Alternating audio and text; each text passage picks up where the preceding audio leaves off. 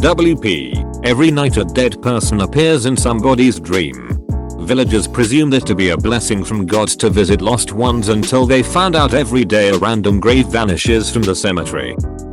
It is a heady thing to eat a man's soul. When I come to Jenna, I wear her husband's face. It drapes over mine like an ill-fitting mask. Like a death shroud fastened too tight. I can feel his face over mine. The skin drooping with age in all the places where my own still held tight despite my own advanced age. Jenna sees none of it. They never do. When I step into her dream, I step in with a smile. I bring with me the sour sweat scent of honest work. Sawdust thick in my borrowed beard. And I speak to her in the deep, rough voice which had long ago stolen her away from her home in distant Renew Town. Jenna, I say, whispering it like a lover across a pillow. Why did you let me die? She had not let her husband die. She had not even moved on. In her dream, Jenna wears her mourning black. A long flowing robe that fell down to sweep the floor. A caul around her hair. A veil across her face. She wears ancient, hand-me-down gloves and slippers made of bare skin. And to look at them, I know her husband had made her those as well. Shake. Is that you? She whispers. I do not answer. To answer would have been a mistake. I'd made it often enough in my youth. Instead I sweep forward, stepping confidently, and take the aged woman in my arms. She stiffens. But when I bend to kiss her, she melts into it. And then the dream unfurls around us. I do not guide the memories I consume. I let my prey show me their loves, hopes, their passions, their fears. What Jenna shows me is common, but its bouquet is no less heady. The flavor on her lips undiminished by its familiarity. The years melt off Jenna as she shakes in my borrowed arms. And I shift Jake along with her. Two skins tighten. Hair regaining its color. Time ravaged bodies their youth. Her mourning black falls away. For an instant she stands before me. Naked with the kind of easy comfort engendered by love and long life. And I can feel the spark of Jake's soul trembling angrily within me as I assemble it through Jenna's memories. I savor his rage. Then she turns away, slipping out of my borrowed arms. And the world goes dark. When the lights come on again, she wears white. A wedding dress. Or perhaps the promise of one. Although with such little finery the distinction could at times be difficult to make with peasants. She was beautiful in her youth.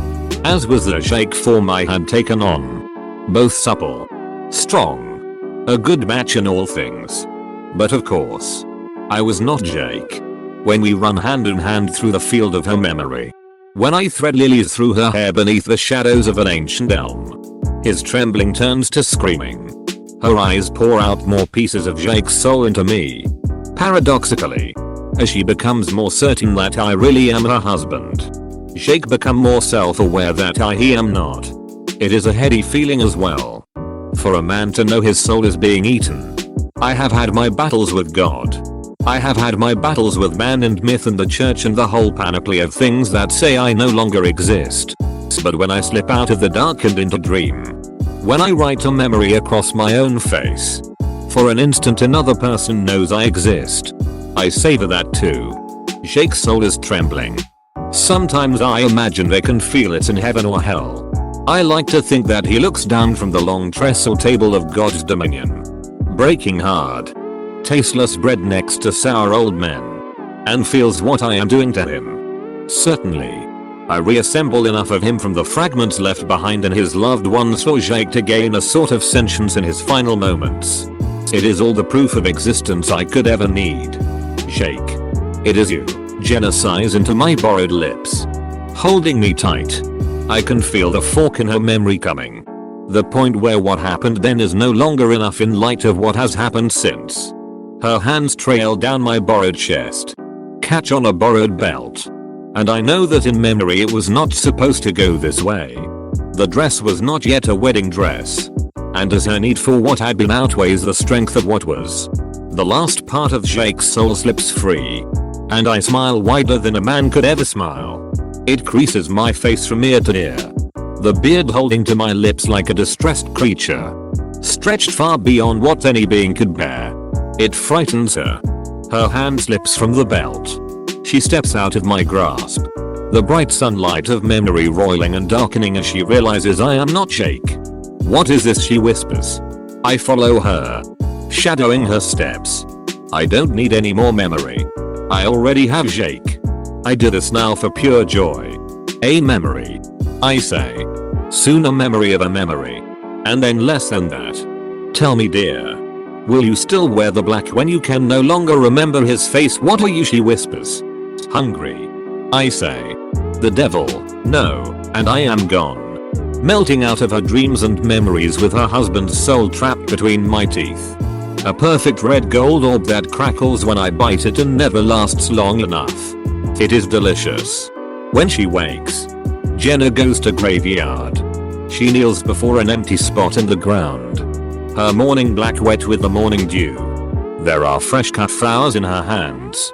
Though she knows not what she will do with them. She cries over Jake's empty grave, whispering his half-forgotten name over and over like a talisman as our night together bleeds out of her. Sometimes with longer names they lose syllables as they slip away.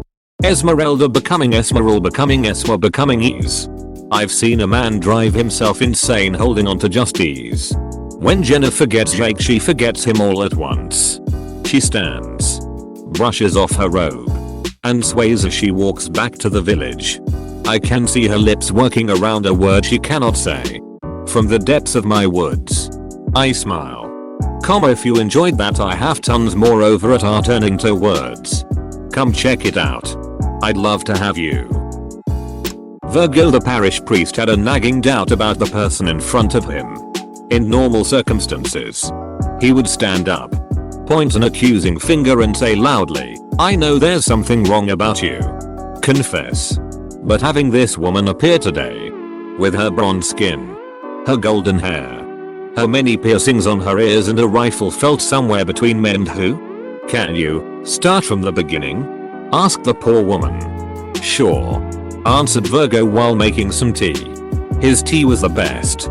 His guests always asked how he made them. Shinvale, Scottish village in the Highlands. Fair inhabitants. Mostly old. Not much happens. Some days ago, the dead started visiting, dreams of close family still alive. Strange dreams. The villagers woke up oddly sad but unafraid. Yet, apart from a feeling of melancholia, could make no sense of it. Worse, graves disappeared. As in, the hole was empty and the stone was rendered unreadable. Weird, but a village of old farts more concerned about the garden than the strange had not a care to give. So the next day, the dead rose. Well, not from their graves, because these were empty. Virgo thought they had gone into hiding in the forest or something. So, they rose. And Virgo was watering the flowers at he parish when they came. First he did not believe. Then he accepted death and gave his life to the Lord. Except the dead did not do a thing. Neat. Nada. They just stood there, looking with rotting eyes and missing jaws and not breathing. So Virgo, polite as always, made his way through the parish to go home. Step back. Devilish fiend. He would say. I will defend myself if needed. He would add. Can you please take a step back? He would continue. Upon understanding there was no need to shout. Miss Nigger, you haven't stayed a week in your grave. He would remark. Villagers were, of course, panicked that the rotten dead walked the street. They barred themselves at home, took up arms, and so on. Virgo went home to sleep. The next day, the village had realized the zombies did not care. The old who liked to work the garden did so, cursing the dead who walked on begonias. Parents taught the children about anatomy and a strange young woman came to town. Virgo spotted her a mile away, because she really wasn't very discreet. Yes. Thank you, said Alexandria, sipping her tea. A silence passed. Can I take your rifle? Asked Virgo. Sure. But why? You're not going to shoot one? No. I misplaced my broom. Virgo used the stock of the rifle to push a dead away from the window. The smell was hard to fathom in this sweet spring. You're certain they are harmless? she asked. Well, John, an emo kid or something, said his time had come and they were here for him. He ran to them. They did not do a thing. So he put a finger in the mouth of one. I think it was an old nerve reflex. But he bit lightly and made a tiny wound in John's finger. He's now ranting people should run away from him before he turns. It's not infected. Of course it is. The tooth was rotten. I fear that if John doesn't understand that putting a finger in the dead's mouth isn't a good idea, he will stay an idiot forever. What now? I don't know. I have an idea, said Alexandria, looking at the parish through the window. She left. Virgo went on a walk. Disappointed she didn't compliment or ask him about the tea. He tried to recognize the dead. Some were fresh. Others barely able to stand. Found it. How? You were gone less than half an hour. And I need a priest. How come? She brought him to the parish. Making their way through the crowd, she explained that it was weird how they were more numerous here than anywhere else, and wanted to have a look. The only place they did not close was the discretion space before the confessional. A dead was sitting inside. Virgo recognized the sunken shoulders, the low sadness emanating. Alex gave him a nod. He went to work. Vocal cords were done, but he knew the tone by heart. This dead was confessing.